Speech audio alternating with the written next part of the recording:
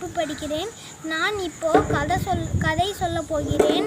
ஒரு ஊரில் கண்ணன் தமிழ்னு இருந்தாங்களாம். அவங்க 2 பேருமே கஷ்டப்படுற ஃபேமிலியாக. அவங்க 2 பேரும் ஸ்கூல் போனாங்களாம். ஸ்கூல் போயிட்டு வந்தோன்னைக்கும் வெள்ளரிக்காய் செடி வச்சுருந்தாங்களாம். வெள்ளரிக்காய் பிச்சுட்டு வந்து டெய்லி பஸ் ஸ்டாண்டில் விற்பாங்களாம். விற்கும்போது ஒரு செகண்ட் கூட பஸ் நிற்காதான். அதுக்குள்ளார ஜன்னலில் வச்சுருவாங்களாம். கண்ணன் வந்து ரொம்ப ஏமாத்துறவன். தமிழ் வந்து ரொம்ப நேர்மையானவனா.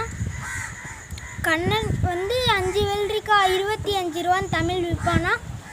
5 வெள்ளரிக்காய் 25 ரூபான்னு தமிழ் விற்பானா. கண்ணன் வந்து 5 வெள்ளரிக்காய் 25 ரூபான்னு சொல்லிட்டு 4 வெள்ளரிக்காய் வச்சுருவானா. 10 வெள்ளரிக்காய் 30 ரூபான்னு 10 வெள்ளரிக்காய் 50 ரூபான்னு சொல்லிடுவானா. அப்புறம் தமிழ் சொல்லுவானா கண்ணன்ட்ட, நீ இது மாதிரிலாம் பண்ணால் நீயே ஒரு நாள் ஏமாந்துருவடா அப்படின்னு சொன்னான்னா. அப்போ கண்ணன் வந்து தமிழ்கிட்ட சொன்னானா, போடா இப்படிலாம் செஞ்சாதான்டா பொழைக்க முடியும், எப்படா நம்ம பணக்காரங்களாடுது அப்படின்னு கண்ணன் வந்து. அப்போ வந்து அவங்க அம்மாவுக்கு ஒரு நாள் ரொம்ப உடம்பு சரியில்லையா. 2 பேரும் வெள்ளரிக்காய் செடி விற்க போனாங்களாம். அப்போ வந்து ஒருத்தர் 10 வெள்ளரிக்காய் 30 ரூபான்னு 50 ரூபான்னு வாங்கிட்டு போனாராம் 10 வெள்ளரிக்காய். அப்போ வந்து 10 வெள்ளரிக்காய் 50 ரூபான்னு வாங்கிட்டு போனாராம். நல்லா கிழிஞ்ச நோட்டாக கொடுத்துட்டு போயிட்டாராம் அவர்.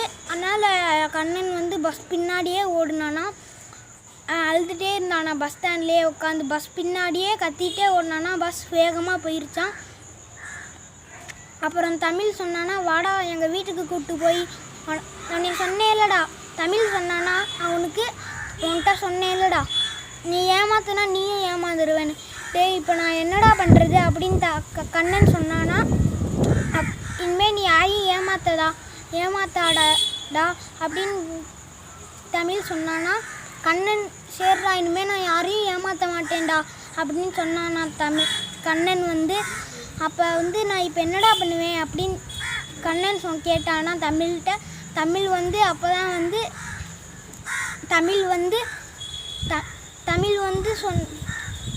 நான் வாடா எங்கள் அம்மாட்ட காசு வாங்கி கொடுக்குறேன் அப்படின்னு சொன்னானா. நன்றி, வணக்கம். சொல்லிட்டா. இந்த கடையிலேருந்து நம்ம என்ன தெரிஞ்சுக்கிட்டோன்னா, யாரையும் ஏமாற்றக்கூடாது, பொய் பேசக்கூடாது. நன்றி.